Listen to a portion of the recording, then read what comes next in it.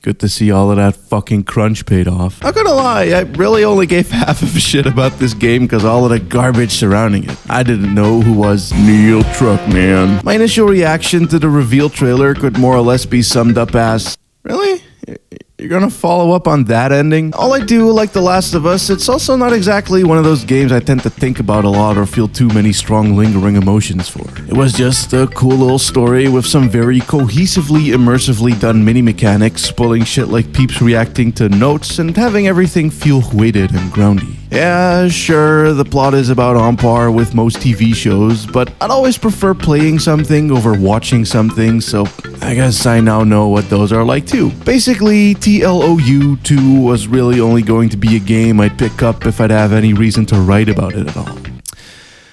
And then the boys got angry. Because, oh, God forbid a game has lesbians in it. Oh, no. Like, we'll say it's about, like, good storytelling or bad plot twists, but really, we just mad about the lesbians. Because that's right, it's me, the representative of the Boys Incorporated. I got mad about the trans flag in Celeste. I typed L in the chat during E3 showcases whenever a game has a female protagonist. And really, we'll do anything to fight our rivaling company, SJWs & Co., for they are certainly to love the liberal hellscape that is The Last of Us 2.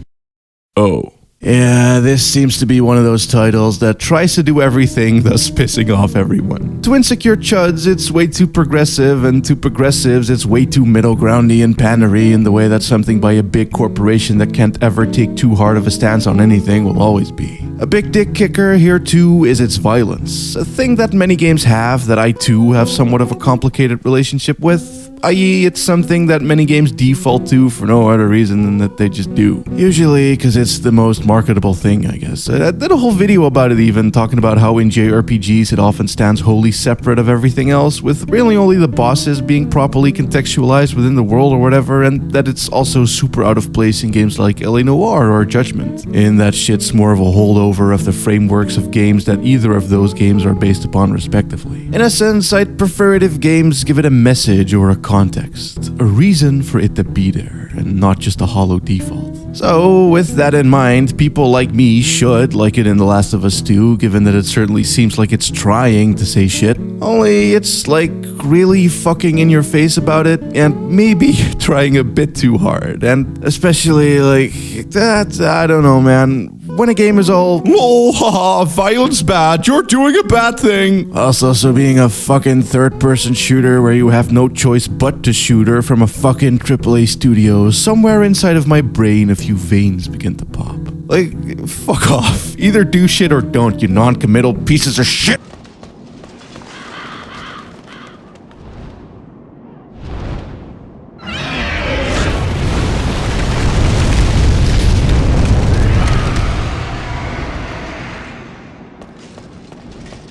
So, I've been playing Demon Souls, and I like the game a lot. I like a lot about it, but my god, does it have plenty of real motherfucker moments. Starts off easy enough. I got to and beat Phalanx with only dying once to this scary looking dude over here, so I was all like, oh ho ho, this is Babby game. Game easy for big Babby. But then I got to the bit right after Phalanx, and let's just say that my very clean death tally took a bit of a tumble. First, I died a bunch trying to figure out where and when I could run and hide from this one-hit killing dragon child. Then, once I got that down mostly, I had to learn how to manage my stamina more better as to not repeatedly get ganked by these wolves, which of course led to me getting repeatedly ganked by these wolves. Then, I got sick of having to retrace my steps over and over, and so I decided that, fuck it, top of the wall only.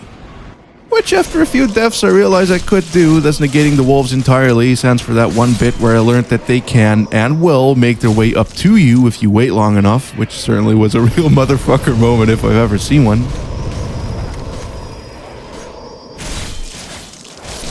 Which ain't a bad thing either, mind you. It's funny more than anything, but still.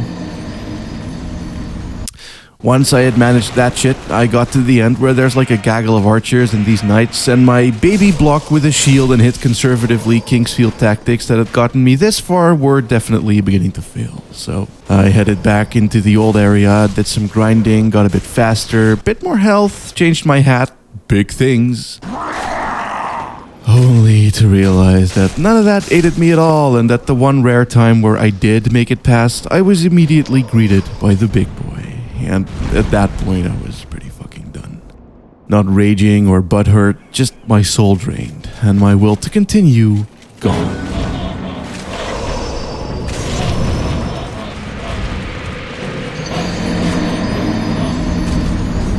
However, my friend Devin told me, Get naked and grab it with both hands. And suddenly I wanted to go back. I had a goal, a new tactic, and a reason to keep hitting myself, and lo and behold, I may have first dipped into the other levels for a bit, just for my own variety's needing sanity's sake. Did some grinding in World 4, talked to a bunch of people about it, nearly lost my mind a few times. Explored the second level, unlocked my first shortcut, which felt good. Did a bit of big exploration, resulting in big souls, resulting in big upgrades. Nearly beat a boss on my first go, felt emboldened as fuck, went back to the place that seemed nearly impossible at first, one-shotted every guy on the wall, went to the tower boy, fucked his lackeys, set my sword on fire, and beat that pussy up like it didn't know what hit it. Took a fat 4 hours of floundering the fuck about, not knowing what the game wanted from me, but I did it. And from then on, it really clicked in a big way.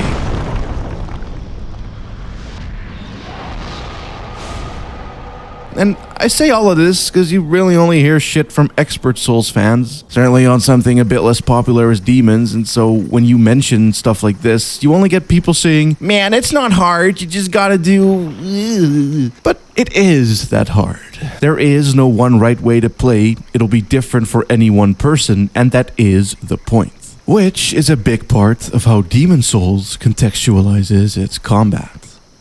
So I got a lot of comments on my latest video being like, bruh, the way you describe Evergrace is exactly like Souls. And yeah, I may or may not have done that very knowingly on purpose. I could have called the similarities for sure, but A, people who know them would know, and B, I wanted all the games in that video to stand on their own, as those qualities are qualities of Evergrace first. But yes, absolutely. The satisfying world progression, the hardest nails learning curve in combat, the fact that it tells you dick shit about nothing, time being convoluted, and everyone being a dead are indeed all things that the Souls games share with it. One very big diff though that made me like that no probs and gave me a bit of an initial kick in the nuts in Demons is the fact that Evergrace and Kingsfield 1 weren't ever punishing per se. They both had frequent saves, tons of accessible shops, dying was never a penalty neither, and in Kingsfield certainly there were a fuck of a whole lot more directions to go in right from the outset that can leave you with less of a feeling of feeling stuck. You get constant, easily observable progress, essentially, and I like progress. I cheat in old games using states if the continues system too much of a bitch to deal with, and I'm very bad with repetition, so having to replay segments a lot upon death is a one-way ticket to sucking the fun right out of it for me. And in Demon Souls, that progress, at first, is not exactly recognizable as such. You really need to earn the right to feel it, let alone see it. Learn how to cheese the game and how to fumble your way through it in a way that works for you, customizing your build and such. Not so much just by only playing it, but by chatting to folks about it too. What it does do though is echo that similar, the obtuseness and difficulty of the game change how you engage with your surroundings and those who inhabit it vibe. Only in Kingsfield and Everboy the combat sucked ass, and so that did a lot of the work almost automatically, but in Demon Souls the combat is like actually really fucking great and kinetic and fun, and so I guess they kinda had to make it far more punishing as a way to compensate for you otherwise just blasting through it. Basically maintaining that fiercely combat justifying and integrating quality, which is what that is as well. I mean, the whole entirety of Demon Souls is about fighting and making that as engaging, intense, and even up close and personal of an affair as possible.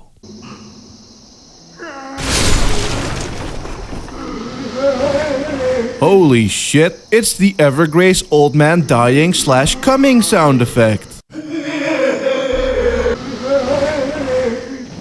So much lore. Every hit counts, and every death matters. The game has many stages that you can warp room to at any time, all with a different theme and adaptation of its core gameplay philosophies. 1, aka 4, being fragility, putting you up against strong dudes, some with quite complex patterns in basic environments, making it more about the fight than the surroundings. Another 1, aka 2, deals with very cramped mazes filled with enemies that are slow but plenty, easily ganging up and ganking up in tight corridors as your blade ricochets off of the walls. Another 3 is fear, the prison area with many dark corners with patrolling prison guards who can stun and then kill you almost instantly. Not at all very combat heavy, but doing something more akin to a stealth horror game in which the best thing to do is to sneak up behind them. And then there's the fear of heights and the annoyance of status effects, i.e. 5. Ain't nothing like falling to count as a one-hit kill after all, so why not make a world out of scaffolding above a void filled with small but very mobile enemies who can use knockback attacks, making it very fucking easy to trip up and fall and of course also poison Lamau. All of this already ensures that no one trick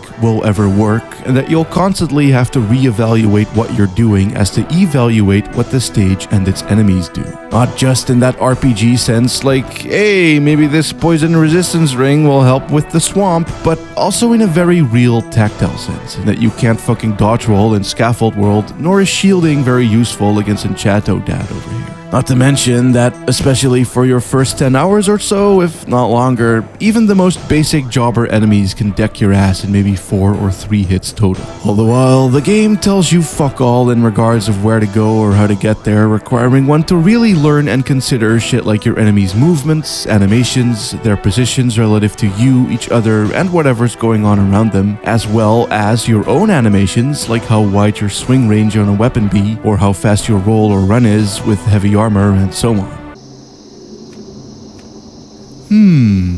I wonder if I can drop down here. Okay, never mind. Now, that naked two-handed build was a Devon build. That's how he tends to prefer playing the game, being more of a glass cannon that hits hard knowing that he's able to dodge fast and good. Me though, I eventually started to notice that I couldn't. See, I don't really play too many action games, and when I do, they tend to be more gun or stealth titles and not hack and slashers.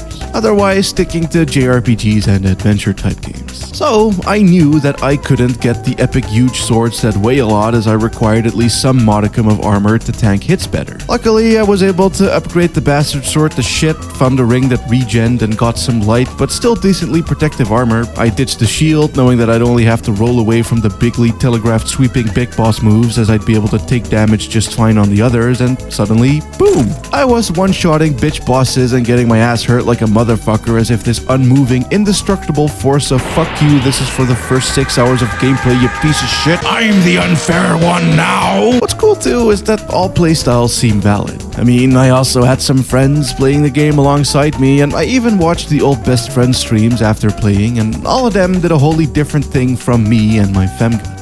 This right here is a huge crucial element in regards to making the combat feel tons more personal right out of the gate, as it's you who made it work that way. Combine that with everything I mentioned up until now and the fact that the game has a very strong sense of permanence to it, and you end up with a rather mechanically meaningful game. Like, even death is a form of progression in the grand scheme of things if you think about it. As when you get back to where you died, you may very well have gathered what you had lost again anyway, thus now having double. Killing NPCs on accident means that they're gone for good. It also saves always, so you really need to live or die by your actions and the consequences thereof, which could mean something as seemingly minor as taking a drop or a certain path, or something more directly impacting things like which upgrades and equipment to use.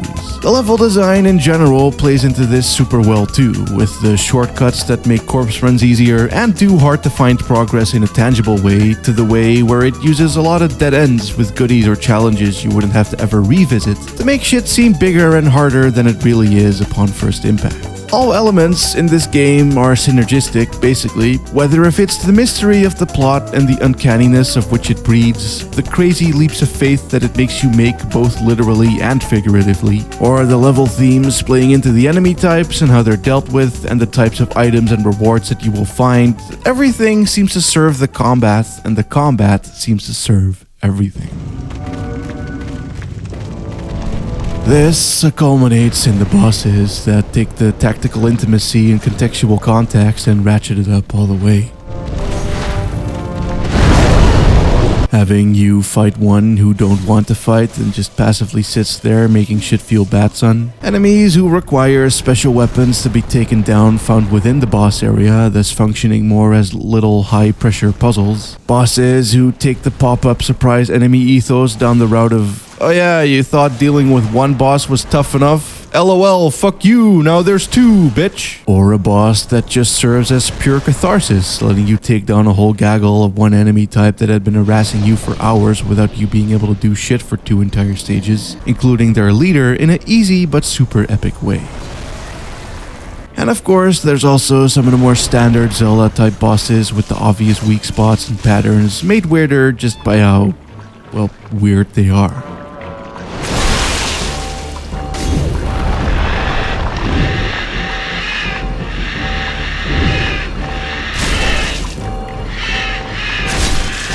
Getting one to wonder what the deal with them even was in the first place.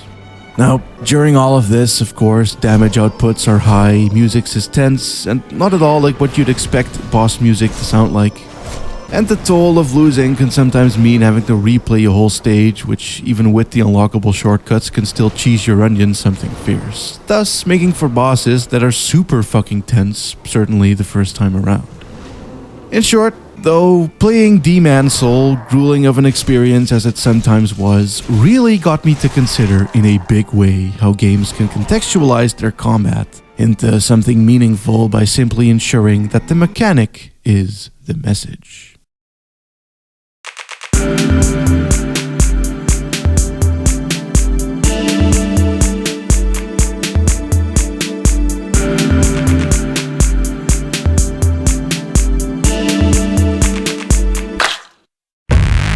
Which then brings me back to The Last of Us 2, a game that also very clearly has a big message behind its combat. Truckman even said that the team videoed real video of ultraviolence to get down all the deets so that now when you stab people in the neck, you can hear that whistle as air leaves their newly found blowhole. As he said, it was for the player to feel repulsed by some of the violence that they are committing themselves, which, well, as I said early on, it's a game about shooting people. You can't really not do that. It's not like the Metal Gear games or Dishonored where you can zero death shit. It's a fucking third-person shooter. One that is mechanically much like the first one. So combats is weighty, ammos and resources is scarce-ish, damage outputs is high-ish, and shits can also take a while. Also, encounters were not so much rare, but often fairly customized to each situation as if set pieces because they were. And while the enemy AI of the humans was more than a little bit jank from time to time, it didn't always not add to the scroungy awkwardness and bluntness of real-life combat type of vibe that it was going for. Though, on the other hand, it also goofified the fights a lot, which didn't blend well at all with it trying to personalize the killing. Making the enemies talkative and more human-seeming, letting you find notes and wee sub-stories, some being pretty well fleshed out and so on. It was all cool stuff that I liked a lot, but when you see these motherfuckers throwing themselves at you like mindless idiots or getting stuck wigging out, not unlike maybe real human beings in actual combat, but also not unlike regular-ass jobber enemies in literally every other fucking shooter, it felt more conflictive than editing. I guess, though, while it were easy to just point at the cutscenes and call the game an HBO show with video game intermixed in between, there was legit a fuck ton a whole lot of character building during the actual gameplay too. Whether if it was Ellie becoming more and more bold regarding her fears of water as the game goes on, or her being way stronger when you finally do take control of her, or just all of the banter happening throughout and the subtle changes in repeated animation showing how she and Joel interacted, it did quite a lot. Plus, even the most genericest of mechanics were kind of like pulled into the characters too, like Joel's love for his big meaty man pack, or Ellie using a bow. It was pretty good. Also, quite jank at times, or a bit conflicting with its focuses on realism, but a very cohesive feeling experience nonetheless. That left me feeling a sense of responsibility for what befell these two as you traveled across the states with them in the wacky, emotionally charged, set-piece heavy, big money linear roller coaster ride that was The Last of Us. In 2, though, we got more of an open approach to level design. It's not open world per se, it's more like these big map chunks that have a few mini objectives and optional areas that all intertwine and interlock. Almost as if a Silent Hill map with the updating hand-drawn markers and the puzzle box design, just on a more larger epic big money scale. Silent Hill Downpour with a budget, basically. We also got these MGS-esque buildings with multiple ways of entry, like sneaking through a basement window, climbing up atop the trucks, or rope slinging across to another floor, and so on. And even these neat little physicsy puzzles, like needing to hole open a gate to let a thing that you just pushed up a slope down. It's all pretty great, honestly, and a definite sign that they listened to the latter complaints leveled at the original. Well, except for just this one. I had assumed, though, that due to the larger maps, the combat would be far less set PC and therefore more shit as a result. But luckily, the AI is like good, actually, with motherfuckers legit using tactics on you, and the design of each combat room works very well to complement that, allowing for them to sneakily surround you, or for you to always find clever ways around. Pretty much, it ain't jank no more. The heavy, weighted, and just awkward enough gunplay feels do remain though, so landing hits successfully still feels like a minor accomplishment, but in general, stabbing motherfuckers, gunning them down, lighting them on fire, looting their shit, choking them out, beating them up, and crafting goodies out of their remains all feels far smoother and better than it ever did in the first game. What's cool as well are the emergent moments that result from this. Large-scale arenas with both infected and human beings in which you could, say, sneak around them and pick them off one by one like a basic, or make a big boy dummy dum-dum noise, alert all of the clickers, and then fall back as the soldier boys start yelling at each other, thus pulling all of the aggro on them. To be unfair, far from all encounters function like this, but there's enough cool similar moments to at least give one the illusion of shit always being as dynamic as you'd want it to be. Overall though, the violence is just super well designed, densely tense, and in synergy with its exploration due to the scoping out of puzzles or stealth areas functioning via a very similar mindset, and above all, fun. Where some of this sort of falls apart though is in how its gaminess sticks out from its storiness. I mean, your actions is bad and we want to confront the player with that, but also, ooh, look at this epic glory kill. And it's fun, for sure, but, you know, you can't really do violence bad, feel bad, player bad shit when you're making like a really smooth, well-made AAA third-person shooty-looty game. You can give names to your enemies and have them cry out for one another, but when they all look more or less the same and do still jobber around coming at you with a fierceness, it's hard to really feel sorry for any of them, when if anything, they're quite a lot of fun to fuck up and also goodies. Death also pretty much means nothing. I'd usually be the last to complain about this, and on its own I don't mind it as it makes for a smooth experience, but as a result of this, it fails to manage that sense of tangible permanence that Demon Souls had, which really could have helped it out, as well it certainly pulls every thematic trick in the book to make its combat more meaningful, i.e. the ultra-violence, the realism, the name drops. It don't really work out that way as, well, a horrid death ain't horrid when things move on afterwards as if nothing have ever happened. And if you can't even fear your own death, then why would you give a rat's ass about the deaths you bring upon others? Thing is, too, Demon Souls really shows how you can use mechanics almost purely to say shit and make the player feel stuff. And that's part and partial because of how consistent its rule set is. You can kill NPCs same way you can kill enemies. When you're paused or talking, you can still keep on walking. Almost all systems work the same way for you as they do for your enemies, like how even the knights will use healing items mid-battle. Basically, everything in the game pretty much works always in the exact same way, and while it do subvert that, it never betrays it either. And The Last of Us 2 does that AAA game thing where sometimes you can't run now, or this door prompt ain't cool until the thing triggers, or how you can't shoot this thing but can shoot that thing, or can climb this waist-high wall but you can't climb that waist-high wall, and God forbid that you try to engage with clearly intractable object before triggering event trigger. Now, it's not like I mind any of this on the face of it. Generally, when people bring this up, it reads to me like boomer gamer complaints who fear the new game, and fuck that shit. Games just gotta do what it gotta do, you know? And I'd also be the last motherfucker to complain about forced walking segments, as I tend to walk whenever a game allows me to anyway, as evidenced by most of my Demon Souls footage. But reason I bring it up now is because it muddies its mechanical messaging in a way that hurts its thematical messaging.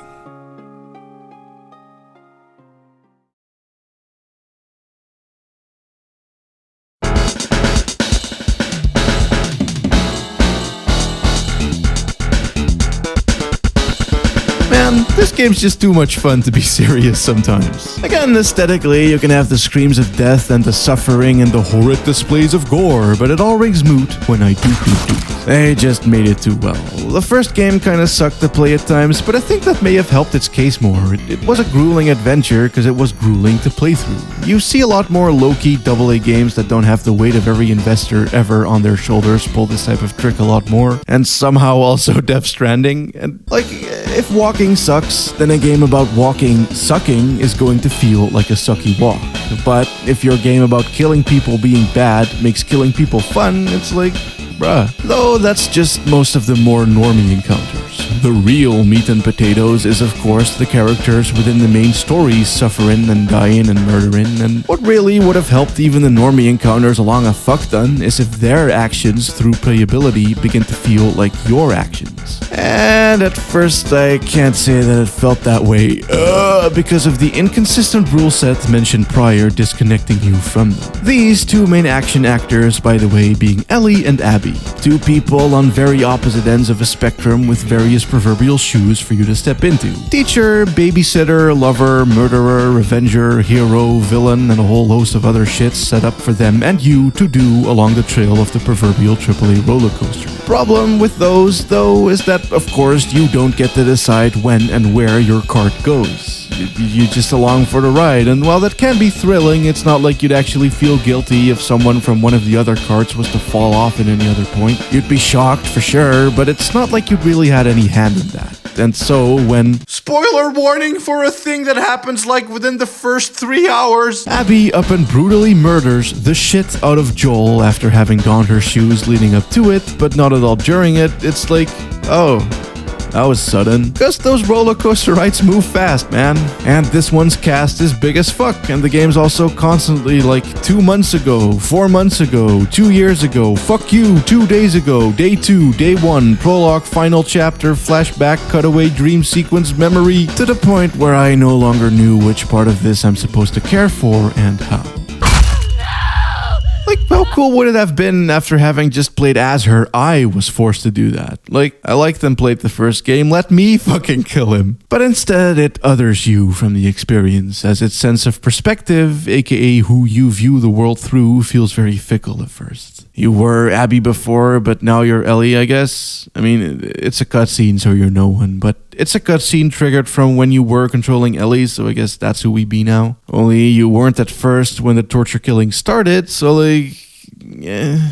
Now, do not get me wrong, the game while playing does do a lot to ground itself, and you do need to be in those shoes to be able to do that in the first place. The weighty, realistic feel and animations, the impeccable sound design, the well laid out and engaging platformer puzzle zones, and the fact that you're playing as believable people who react and interact with things in a real feeling way, as well as the neat-ass, MGS-ass, level-ass design all made me connect it to and consider my environment in a way that not many games do.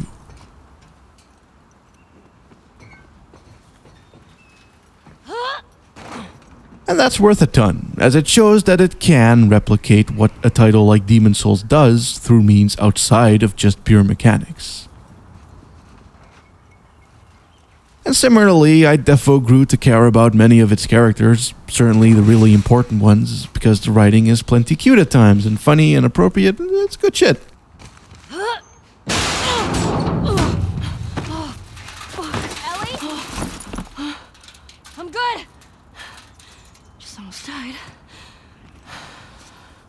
But I wasn't initially into it overall in the same way that I was with just the grounded exploration because of how it constantly had to cut between shit so fast.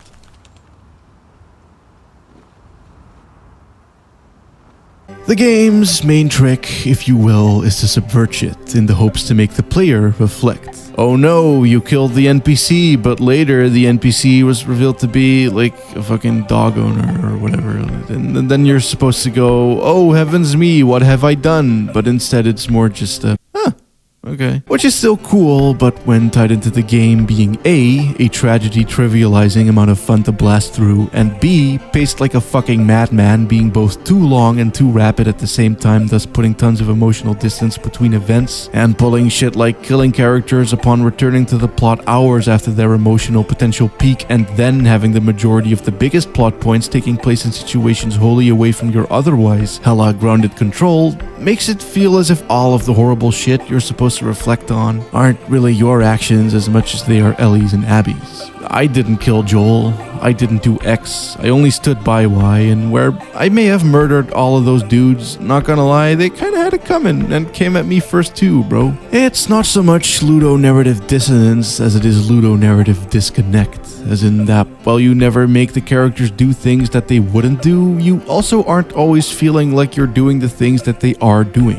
They might cry over Guy die, but I'm not so sure I had any part in this one, to be honest. And sure, they do pull a lot of cool narrative tricks to try this as well, flipping around antagonistic and protagonistic roles as it flips around protagonist and antagonist roles in ways that I didn't always see coming, even with the jobber NPCs. Giving all of them asshole factions to belong to that mean jack shit at first until you noticed how slowly the whole cast is made up out of people from various factions, and before you know it, you're caught up in the crossfire of this horrible conflict that you can't help but feel a gray way about, given that you know how both have their ups and downsides. Though, even then, I can't really say I was too stricken by it, given how they still be jobbing. And that, again, is just the tiniest cog in between all of the other quick-cutting, fast-moving cogs. The Last of Us 2 tries to tackle commentary on religion, both in favor of and against it. Shit about gender, sexuality, the ignorance and acceptance thereof, stuff about violence and why it's bad and sometimes necessary, politics, communities, societies, and the individual lives and worths and experience therein, and then trying to communicate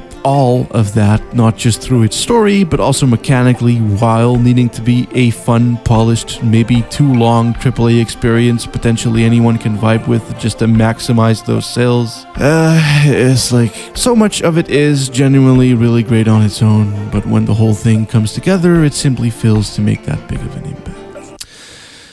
Well, at first. Yeah, the thing about writing videos like this is that it's really easy to find something when you're looking for it. Like, I wanted to write a video about how Dragon Ball Z Kakarot does the Dragon Ball filler justice, and so, well, I found nothing but examples of it doing that, as that's the predetermined bias lens that I chose to view the game through. And with The Last of Us 2, I went into it expecting it to be a fairly typical AAA mess game that tries to be all like, violence bad, but also shooter, lol. And where this doesn't mean that that shit ain't in there, I'm also not sure if that's really at all what it is. Sure, it wants you to reflect on some shit, but I think it's actually a game about really making the player understand what it's like to go fully fucking feral on a bitch, and what it means for you and said bitch. When you play as Ellie, you end up killing one of Abby's friends. This is after tracking her down past the whole gauntlet of stealth and murder shit, her saying that Joel deserved what he got, and the whole intense wild goose chase. Suffice to say, by the time I got there in Ellie's shoes, I felt hella fucking justified to hit the square button on that bitch and beat the shit out of her. But later, of course, when you play as Abby, you see that this person is a person and that there's a whole lot more to her and her relationship to Joel and Ellie, and to a far lesser degree at least, it gives you a bit of a glimpse as to why she would think that Joel got what he deserved. Not very well, but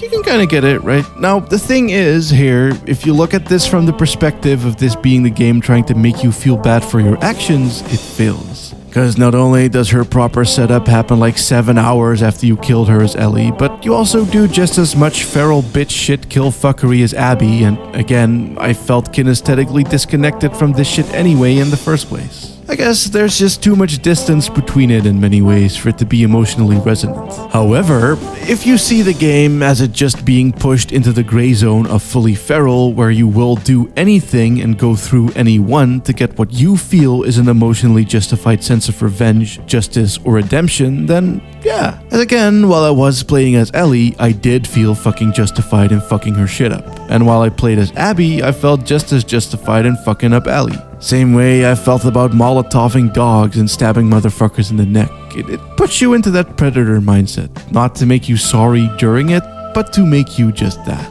And well, I don't want to spoil shit, but in the very, very, very final few hours of the game, it does finally flip a few scripts that made me go, huh. Not to the point of pushing me to tears, but just to make me feel sort of empty.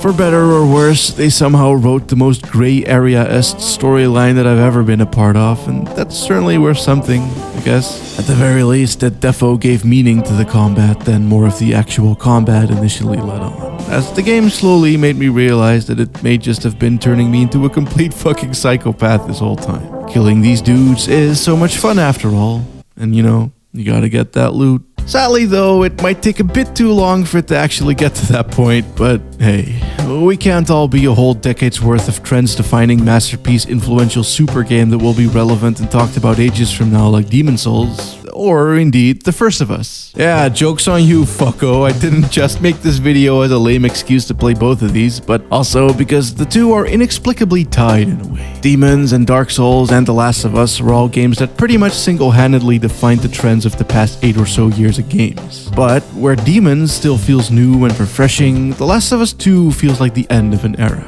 The one its predecessor ironically kickstarted. Not sure entirely what that says. Maybe that one's formula is just easier to implement and take from than the other, or that rampant capitalism enforces clear trends and burns through them painfully fast, but it's a thing either way. What's more interesting than that though, and the main core of the reason as to why I did this, is that weirdly enough, despite them being very different, both games ended up pulling off a very similar vibe in the end. But one does it in a way that feels effortless. I mean, you're just doing shit because it's fun and that's what the game do. But just when you start feeling a sense of familiarity in its rigid structure and like you're making big progress, the music in your hub world goes from calm resi safe room to creepy organ music. Suddenly, it dawned on me that I was essentially taking down gods, more or less. You can call them demons, but these are the beings upholding the status quo, and then the one nice NPC dies because of your bullshit, assuming your dumb ass hadn't killed them in the first place, and then you think about how mean or cold most of everyone who's on your side has been, and then by the time you're fighting this sad, pathetic, flailing muscle spasm inside of a giant tree fish, it's like, I don't know man, it felt kinda empty about it too. Unsure of what the fuck I even did, let alone if it was right or not. And then, unceremoniously, it boots you right back to the beginning as if to say that all of it was for naught anyway. And while I'm not gonna blow open the whole ending of the other game, let's just say that it needed quite a lot more effort to reach that similar feeling. All the stops, if you will. Going by the tales of its development, probably a few too many stops. Like, maybe an unsustainable amount of stops. Anyway, yeah, this video was totally just double A jank game propaganda all along. Eat shit, bitch. Fuck you!